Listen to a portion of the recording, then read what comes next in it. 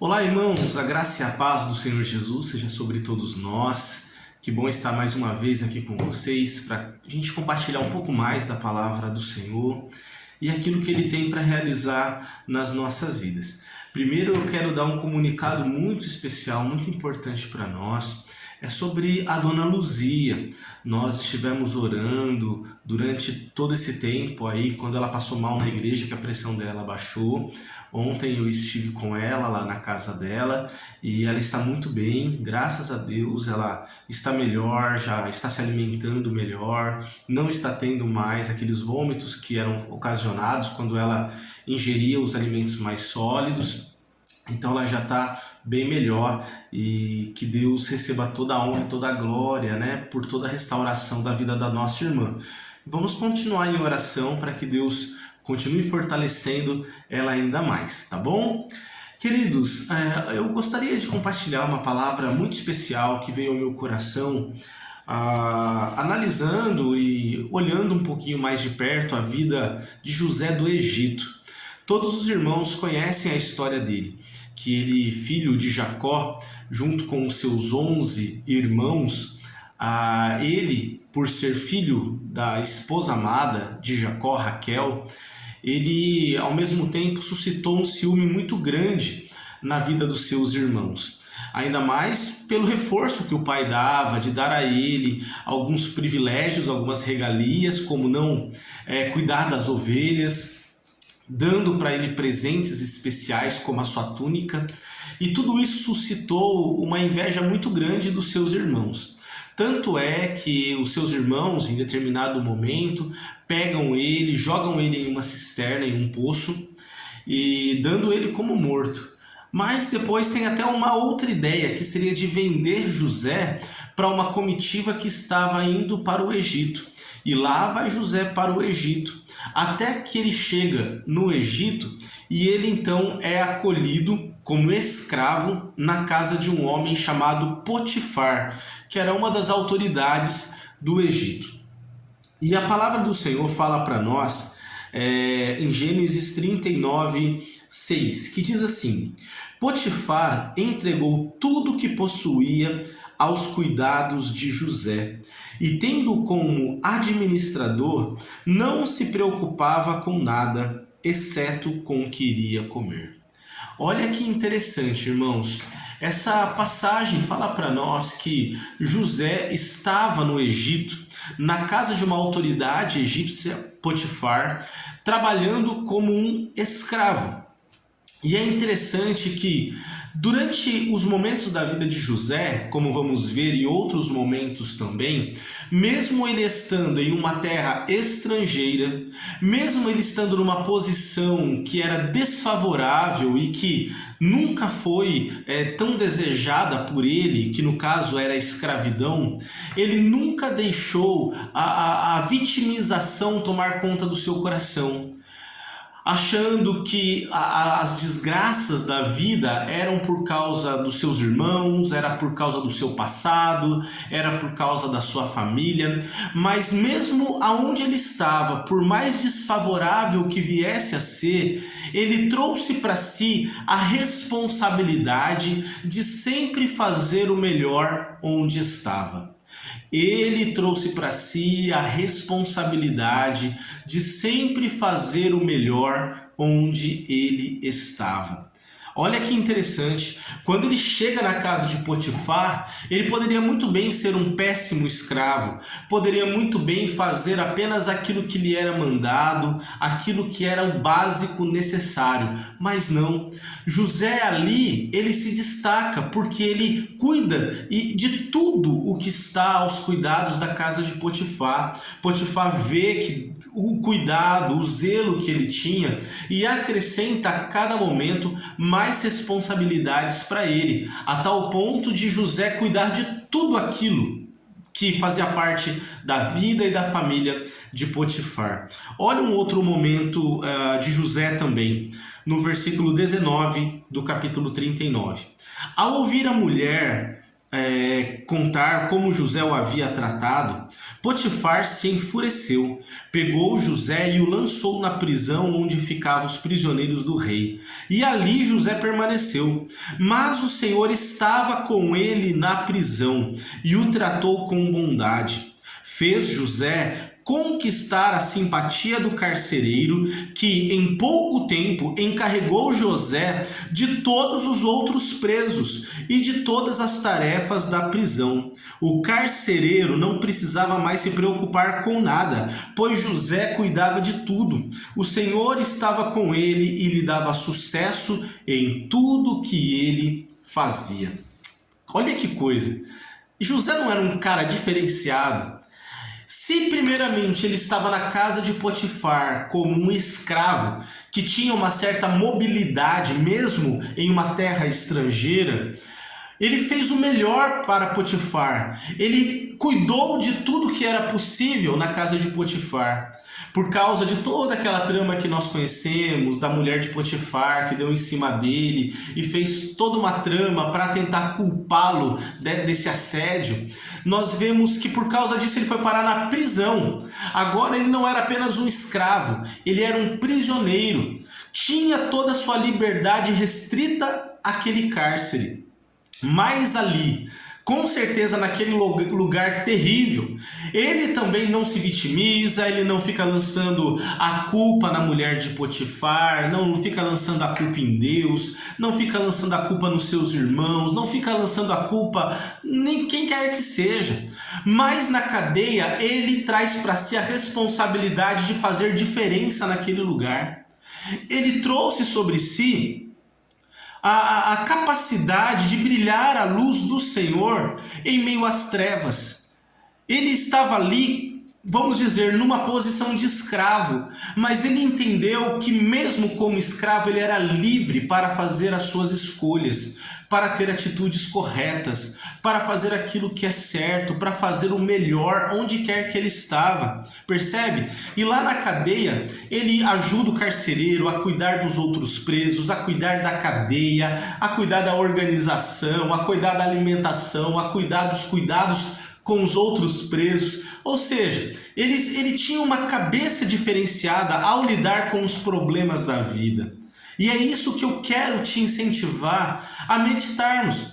Porque se hoje nós estamos em um contexto social onde a gente só faz aquilo ou o mínimo necessário para a sobrevivência, transferimos as responsabilidades para a escola dos nossos filhos, transferimos as responsabilidades da nossa casa para o cônjuge, para os pais, para os filhos. José é esse que nos mostra que onde estivermos, devemos fazer o melhor, fazer com excelência, fazer com todo o zelo, com todo o empenho, com todo o melhor que nos é possível. Ah, queridos, José realmente tinha o cuidado de Deus sobre a vida dele. E a tal ponto que, certa feita, que ele, por ajudar os outros cárceres, outros presos daquela prisão, como o copeiro e o padeiro, depois ele teve a oportunidade de sair lá daquela cadeia e se tornar o governador de todo o Egito. Olha que lindo! A palavra do Senhor fala no capítulo 41, no versículo 37. O faraó e os seus oficiais gostaram da sugestão de José, que foi a interpretação do sonho que ele teve, das 7 vacas gordas e magras e das espigas fartas e ressequidas, e o significado de tudo isso. Por isso o faraó perguntou aos seus oficiais: será que encontraremos alguém como este homem? Sem dúvida, há nele o Espírito de Deus. Então o faraó disse a José: uma vez que Deus lhe revelou o significado dos sonhos, é evidente que não há ninguém tão inteligente ou sábio como você. Você ficará encarregado da minha corte e de todo o meu povo. Todos eles obedecerão às suas ordens. Apenas eu, que ocupo o trono, terei uma posição superior à sua. Olha que coisa! Mais uma vez José servindo outras pessoas. Ele, olha só, mesmo sem culpa, mesmo sem erros próprios, ele foi lançado primeiro numa cisterna pelos irmãos, vendido como escravo para o Egito.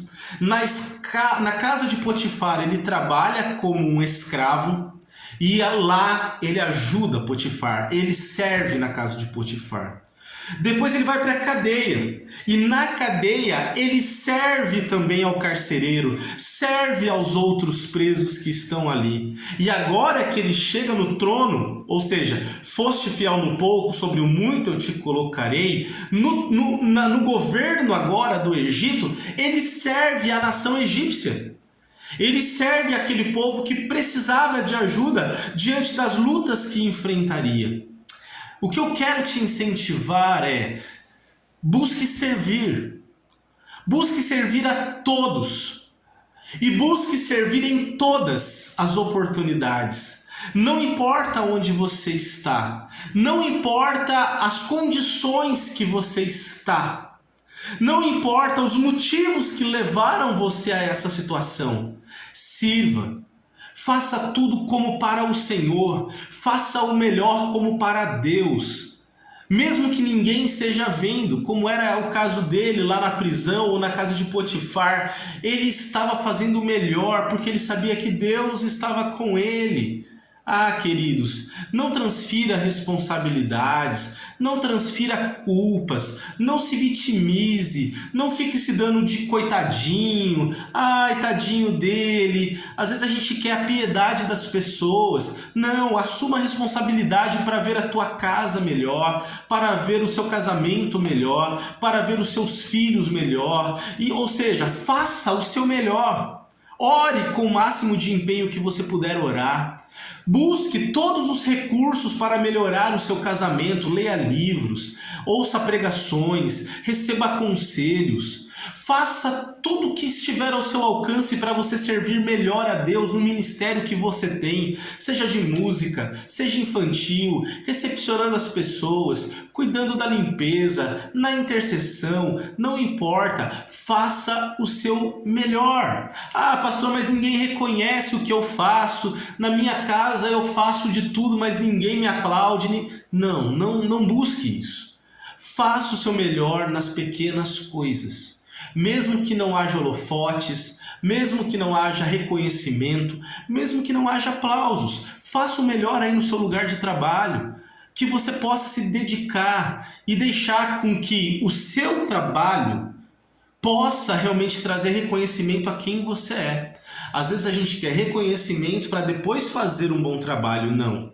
A palavra do Senhor nos orienta a fazermos um bom trabalho, não buscando reconhecimento, mas na certeza que esse reconhecimento poderá vir como fruto do nosso trabalho.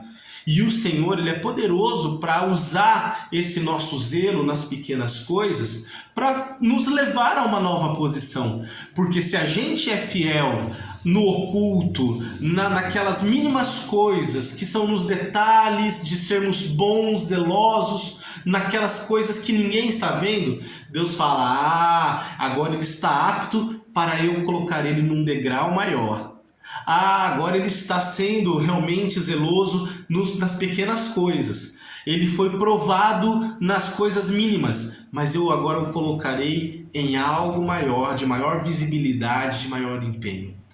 Que a gente possa aprender essa preciosa lição de assumirmos responsabilidades. Seja um jovem responsável, seja um homem responsável que traz para o peito realmente as responsabilidades das melhorias que quer ver acontecer na vida. Não espere o governo melhorar para você melhorar. Não espere, a sua esposa, seu marido fazer algo para você ser alguém melhor. Não. Seja a melhor versão de quem você pode ser. Seja a melhor versão de quem você pode se tornar. Faça o seu melhor. E eu vejo que tudo isso vai trazer benefícios. Quando a gente decide sair de nós mesmos, muitas vezes daquele círculo de autocomiseração, e a gente rompe isso para ser luz e brilhar a luz do Senhor aonde estivermos, queridos, a gente está vencendo uma excelente etapa para a gente progredir, para a gente se desenvolver, para sermos um instrumento de Deus aonde Ele quer que sejamos.